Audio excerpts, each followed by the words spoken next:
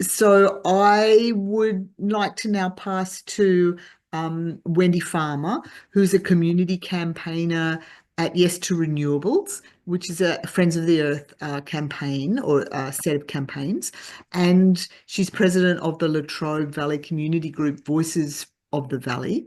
You know, Latrobe Valley has been a big producer of power, of coal-fired power in the past, but a lot of those coal-fired powered plants have been shutting down because they've aged.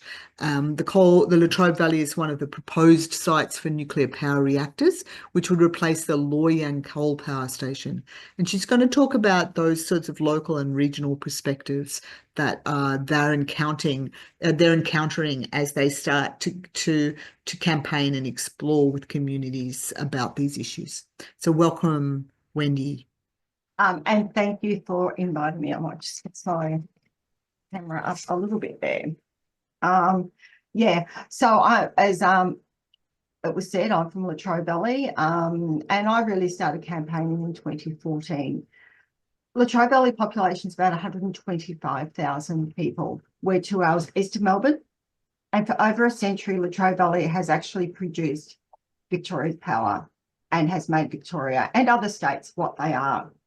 In the early or late 80s, early 90s, the SEC, so State Electricity Commission of Victoria, had owned the power stations, and in the 1989, they were sold to private companies. We lost 75% of the jobs in the power station. But what we saw in the loss of those jobs was a community really suffering, a community hurting. Needless to say, economic and social impacts of privatisation was devastating for our community. Many left the area and many worked again.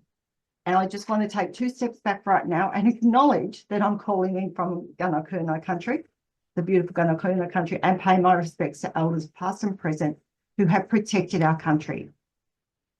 And we can work together to make sure that continues. Over the years, the region has been promised lots of different jobs. Our saviour will come in with thousands and thousands of jobs. We'll have a new coal to oil, a coal to fuel, a coal to whatever. We will have new power industries, and we've seen nothing. We've seen lots of money go to private companies, but we've seen nothing. Over the last few years, we've seen a massive change. Our hope, jobs, and that's in renewable energy. Over $40 billion in proposed projects across Gippsland. Think about that. But not only the hope in those jobs, but we then bring into the hope of the outflow of those jobs into manufacturing and other opportunities for our community. Our kids have finally got a hope. Last year, we get a media announcement that Peter Dutton has announced that our sites and our power stations are closing. The dates have been announced. So Peter Dutton comes in and says, guess what? We're going to put nuclear reactors into your communities.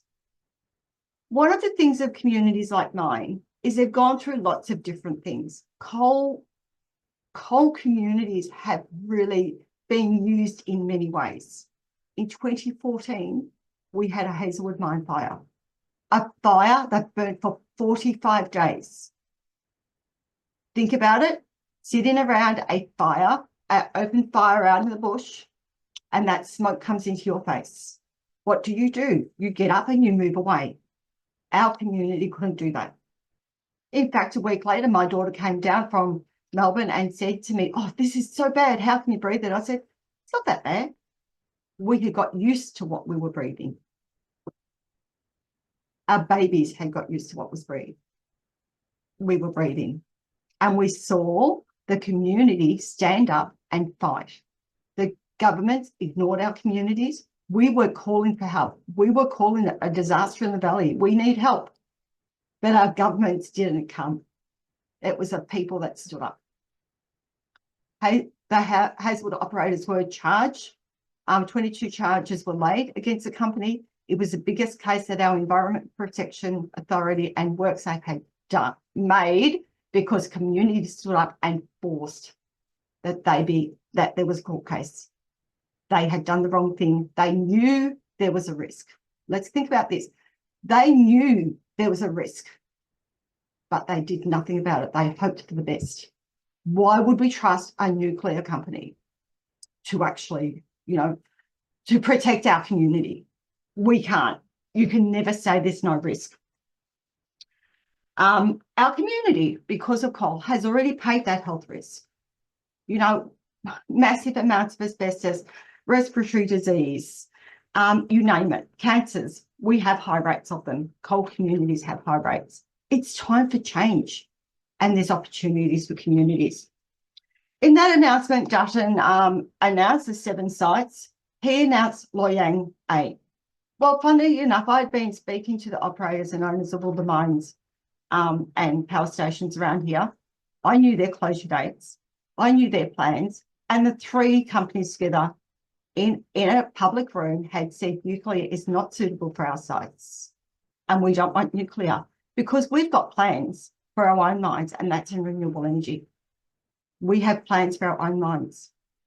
In that announcement made on that morning, Peter Dutton or nobody in the National Party had spoken to the mine operators or owners of the sites, councils, First Nations people, communities, or even state governments. They had not spoken to them. Within hours, we hear from the coalition, well, if they don't want to sell their property, we will compulsory acquire it. Think about it. So they haven't even knocked on the door and said, can I buy your property? They're now saying we will compulsory acquire it. Not much longer. And they said, we will overrule the states. We're bigger than them. We can overrule the states. These states have bans on nuclear energy. We will overrule the states. But then they came out and said, we will talk to these communities for 2.5 years. We'll discuss nuclear. We'll tell them about the benefits. But if they don't want it, we will put nuclear on those sites anyway. So what would be the point of community consultation? But even further, those communities will have no right to veto. They will not have a say. I was flabbergasted, and over those days we had so many different announcements like this, and I'm like, hang on, aren't we in Australia? How can this be? And once again, like the Hazelwood mine fire, when our community was suffering and dying, our community is standing up. Our community is saying we will not accept nuclear, and you will not do it to us.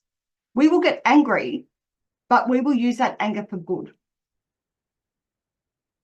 And I think sometimes when we hear these announcements, when we look at this nuclear story, we need to get angry. We actually should be getting furious. We should be telling our friends what our coalition government are saying, because they've also said that the country will actually decide. When we go to election, if we win, that will be a referendum to say that they want nuclear, not the communities or the regions. One of the things what we've done since then is actually join the 7 regions in an alliance to work together. Because what's really important to me and what's really important to those 7 regions is none of us are sacrificed. None of the regions should be sacrificed. No community should be sacrificed. We need all the communities standing together, being strong together and saying no to nuclear. So we have the alliance, and I'm going to ask everybody to actually sign the petition to say support that community and say no to nuclear. I've just put the link in the chat. I think what this is about, though, when we actually start looking into it, this is to stop renewable energy. We're in discussions with a lot of these companies that are actually looking at renewable energy. And, because we actually work with them to make sure that it works for our communities, that renewable energy works for our communities. Sometimes we don't get everything we want, but we can actually help model what needs to happen. And I think what's different in this debate is coal communities have been a power source, but energy is changing. Energy is becoming distributed. Energy actually changes the way that we actually look at our cost of energy, because we can produce it ourselves at home. We can produce it in our communities and get community benefits, and we will have the larger industries to support that. If we had nuclear power stations, or sorry, nuclear reactors, say for Queensland, there's two sites proposed in Queensland. If one goes off, Queensland's going to notice that a power station goes off. If both go off, guess what? You have no power. In Victoria, we have one power station. We've proposed one nuclear power station or reactors. If that goes off, guess what? We have no power. With distributed energy, if we actually have renewable energy running in our communities, if a wind farm goes off, a solar farm isn't working, or our home isn't working, we have energy, and it's still cheap because we produce it ourselves. And I think that's the exciting part of renewable energy. But the nuclear industry don't like that. Hi, everybody from the nuclear industry on this call, but they don't want it, because where is the money then? The money goes into our communities, not into their hands. And we know that there's, a whole web of who is actually controlling the story behind this. I really want to encourage people to get involved with the 2 communities in Queensland that are actually going through this at the moment. Find out how you can support them. Don't go in and do to the community what you think needs to be done. Reach out to me. I'll put you in contact with somebody in the community. Work with those communities, support those communities, and when we go to the election, make sure we say no. Remember, you get angry, get furious, but use that anger for good, because together we make change. Our communities proved it, and Australia can prove that together we will make this change that is needed, and we will all say no to nuclear. Thank you so much, Wendy. That is awesome. It's the community's perspective, Karina's perspective, and your perspective on what actually really happens to communities is so important. And there is also this other, like one of the things that people in North Queensland are very, very passionate about is the biodiversity issue, and it's their being overridden in biodiversity issue that's made people sort of start even thinking about nuclear. Like, it's one of the things that sparked people off about thinking, because cassowaries are very important to people, and koalas, and the yellow wallaby. There's these animals that are very important, and these ecosystems that are very important. And so we in North Queensland know what it means to be really passionate about biodiversity, and that's the thing that's really important to us, maybe even more than jobs or something like that, And so we to hear these stories about this, how communities are overridden, is so important to us. And because we know in North Queensland what it means to have our voices overridden. We're overridden over and over, and have very little representation in the South. And so it seems to me, it reminds me of the wild rivers, actually, this idea that somehow these promises are going to actually create what the community wants, when there's no examples of those governments coming in and creating what the community wants. So I wouldn't be trusting nuclear power company as far as I could throw them, which wouldn't be very far. So anyway, thank you so much. What's that? Can I just respond to that? Yes. Because when the pro-nuclear people had the first meeting in Morwell, it was actually after a little bit of a challenge. Robert Parker from Nuclear for Climate Australia actually admitted that nuclear would do nothing for climate change for 60 years. You know what? That's too late. I actually have a recording of him saying that nuclear will do nothing for 60 years to address climate change. For our community, Loy Yang A would be the last power station to operate. So I don't even know how they would work out how they could build nuclear reactors there when, the power station would still need to operate. And if it's not operating, we wouldn't need nuclear because we would have enough distributed energy elsewhere. So 2035 is the closure date. So we wouldn't have jobs or any action on climate change because we would have to keep power stations open, but they're that old that they'd probably cause a risk anyway. They'd probably cause a disaster anyway. I just want to broach another thing that I didn't say. 14 years ago, Fukushima happened. There was known risks with nuclear back then. Those people haven't been able to return home. Think about it. All of a sudden, you get a call to get out. Flee, go wherever you can, as far away as you can. Just leave your home, leave everything, leave Johnny's teddy bear, just leave everything. They've never been able to return. I don't think, renewable energy, the way we do it now, is like completely everything. It will continue to change. Our mobile phone was a phone that made calls. It then became a small little computer, and now it's something we carry in our pocket. And every time something new becomes on it, we get something else new because some smart ass guys, we can do better. Renewable energy will be like that. Let's work to make sure that it happens for our communities. So I'm also interested in does other people have got any reflections about the meaning of this for remote areas? North Queensland's very remote. What it means for communities that don't get listened to. Has anybody had experience of not being listened to by by governments in remote areas before? And any thoughts on some of the things that Wendy's, or just even what resonated with you, I think is really the question here. What resonates with you? Because it's, while the Latrobe Valley is not as remote as North Queensland, it's still a rural regional community.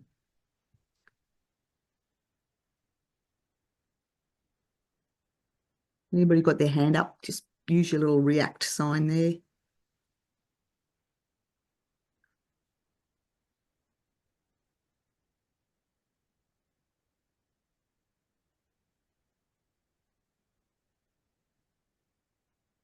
I think one of the things that strikes me often when I think about this issue is how difficult it is for me in Cairns to find somebody to fix my roof or even fix my solar panels on my roof. And I wonder how, how it is that they think they're going to find engineers in these remote locations to live and look after these, very complex, very, very complex technologies.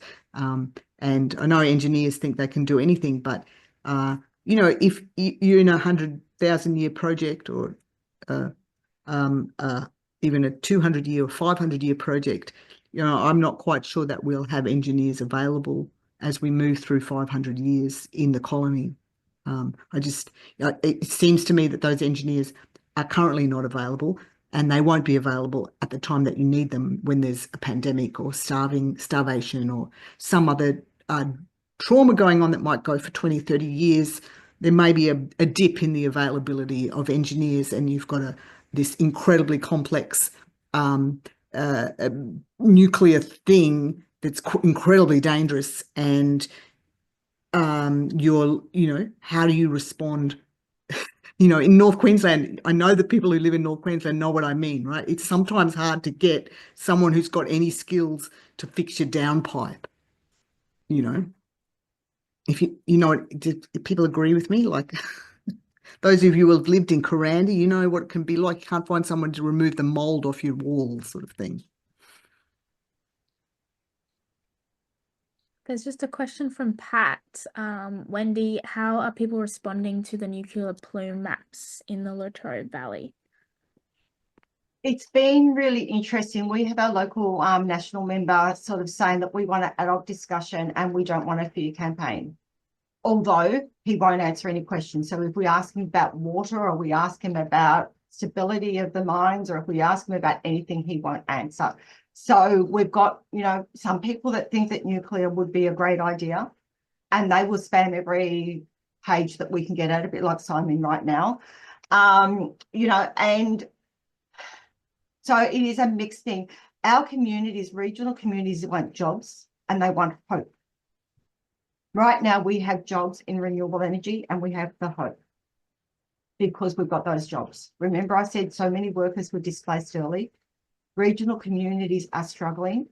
This is an opportunity for every regional community to be part of the renewable energy system. And, you know, as Margie said, we've already got jobs there. This is about the coalition actually stopping the jobs we have. The jobs we have right now to look at some sort of fantasy that they're dreamt up in the middle of the night, maybe in the shower, who knows.